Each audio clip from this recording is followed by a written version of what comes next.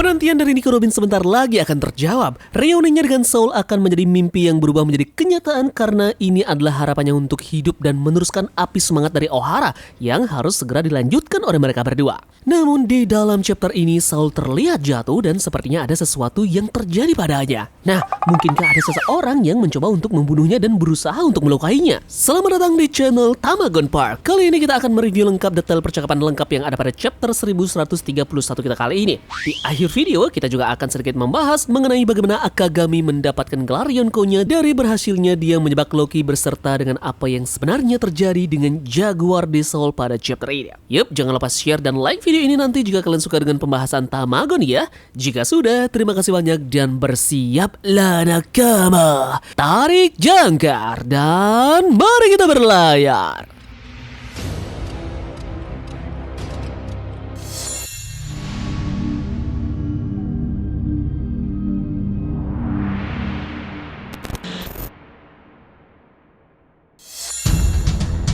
One Piece chapter 1131 kita kali ini resmi mendapatkan judul Hukum Neraka. Chapter dimulai dengan memperlihatkan bagaimana lanjutan Luffy yang bertemu dengan Pangeran Loki di dunia bawah. Nah, kali ini Luffy berada tepat di kaki kiri dari Loki.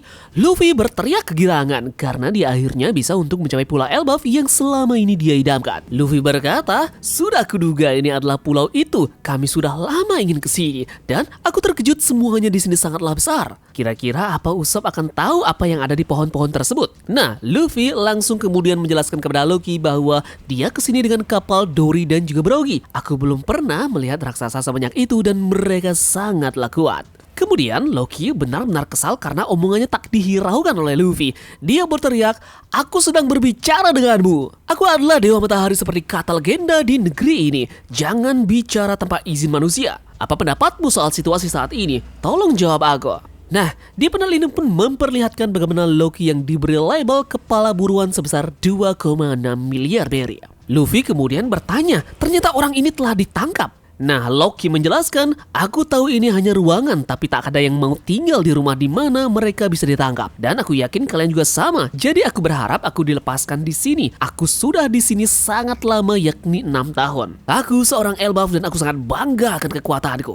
Pohon ini adalah jantung dari kerajaan Warland, tapi rantaiku terbuat dari batu laut. Jadi aku tak bisa melepaskannya. Jadi aku memintamu, Lodi. Bagaimana kalau kita buat kesepakatan? Aku tak yakin apakah ide ini bagus. Tapi aku juga tak yakin apakah aku bisa melakukan ini, tapi akan kucoba. Apakah aku juga boleh melepaskan bajak laut? Tapi aku yakin ada kunci di desa di atas. Sekali lagi, aku tak memaksamu untuk melakukannya. Aku juga lupa bilang kalau ini adalah tingkat bawah Elbaf, tepatnya di bagian neraka. Tak ada yang berani datang ke sini. Para pendosa. Yep. Mereka yang dihukum untuk dosanya dijatuhkan ke tempat ini. Bumi itu sendiri adalah tempat pengadilan dan juga penghakiman. Jadi coba saja kau gali saljunya, kau akan menemukan tengkorak raksasa dan manusia di mana-mana. Gunung ini sudah ada selama puluhan ribu tahun dan di mitologi kami ini adalah tanah dunia pertama. Yep, kemudian kita pun melihat berbagai macam binatang buas yang ada di tempat ini mengelilingi Luffy seakan melakukan intimidasi dengan menghancurkan beberapa pohon besar dan juga bebatuan.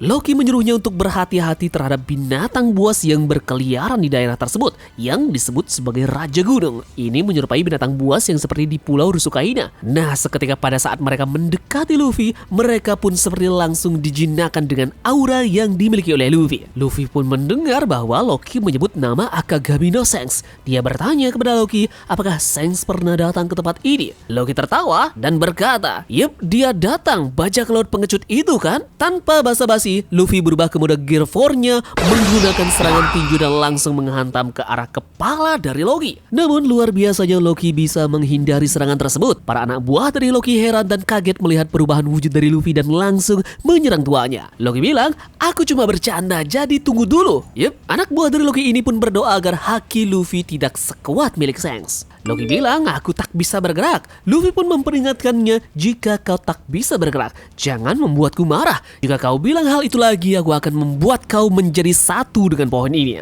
Nah, Luffy lantas bertanya, apakah yang Shanks lakukan di tempat ini dan kenapa dia datang menemuimu? Loki pun tersenyum dan bilang, "Aku tak akan memberitahumu begitu saja." Oke, kemudian kita beralih ke kelompok dari Usopp dan kawan-kawannya yang saat ini masih berada di luar kastil, tepatnya di jembatan penyeberangan panjang. Usopp melihat dari kejauhan dan ternyata dia melihat ada seseorang yang seperti tubuhnya habis terkena petir dan berlari ke arah mereka. Namun tentu dari mereka semua tak mengenali orang tersebut dan ternyata itu adalah Sun God yang mereka lihat yang tentu sudah melepaskan topengnya. Dia adalah Road. Mereka semua tentu panik dan perjalanan pun dilanjutkan. Nah, di sini Zoro sempat terlihat untuk mau menyerang raksasa yang berlari ke arah mereka tersebut. Namun Usopp menghentikannya dengan mengatakan bahwa bisa saja itu adalah teman atau sekutu mereka. Mereka kemudian tak punya pilihan lain lagi kecuali lari karena jembatan ini adalah satu jalur. Sanji bilang bahwa mereka semua harus mencapai desa Elbaf secepat mungkin.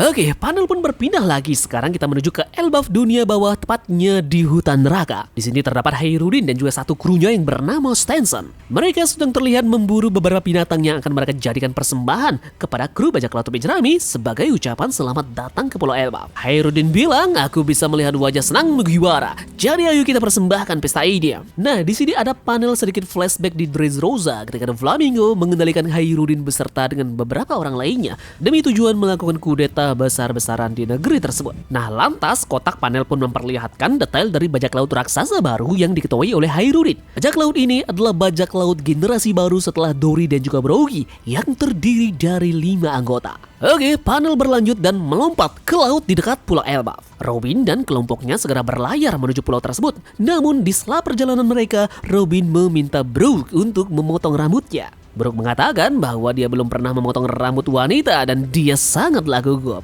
Kita pun melihat bagaimana cantiknya panel ketika Robin di sini dengan rambut poni yang seakan mengingatkan kita akan Robin kecil yang lucu dan imut. Para raksasa dan juga kru lain terkesima. Mereka pasti akan menantikan momen-momen di mana Robin akan bertemu lagi dengan Saul. Yup, dan panel besar pun terlihat di mana kabut sedikit menghilang dari pulau tersebut dan kelompok Robin sudah melihat betapa megahnya Pulau Elbaf yang sudah ada di depan dari mereka saat ini. Mereka berteriak, "Kita akan bersulang setelah kita berlabuh."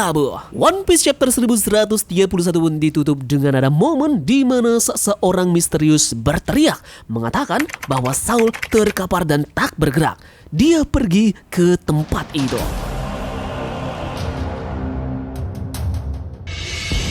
Oke, ada banyak sekali pertanyaan yang terbesit di pikiran kita tentang bagaimana kita sudah mendengar ada percakapan menarik antara Luffy dan juga Loki. Di sini Loki dan juga Shanks sepertinya punya hubungan yang tidak baik di masa lalu. Mungkin dari kalian ada yang bisa menebak hal ini. Apakah ini berhubungan dengan titel Yonko yang dimiliki oleh Akagami?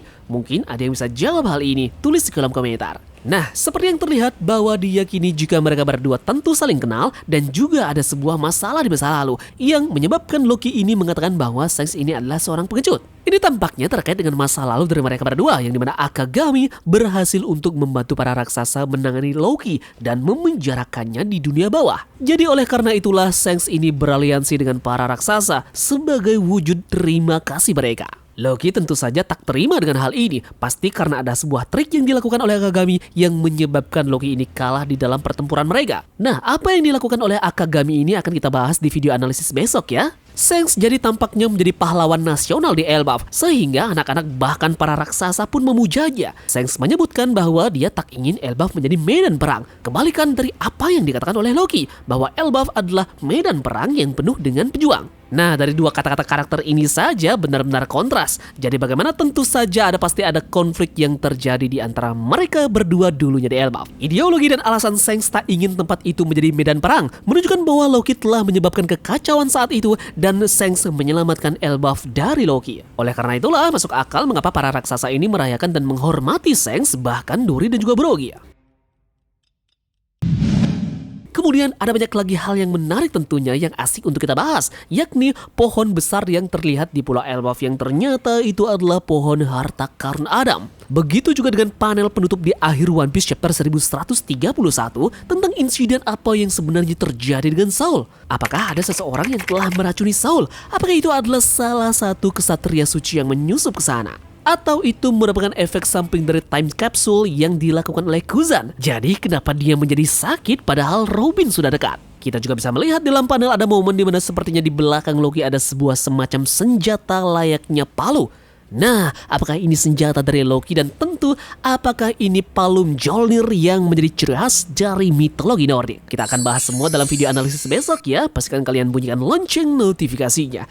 Terima kasih dari kalian yang sudah mau berlayar bersama-sama Tamagon hari ini. Sampai jumpa di video analisis besok. Sekian dari Tamagon dan turunkan jangkar. Mari kita berlabuh.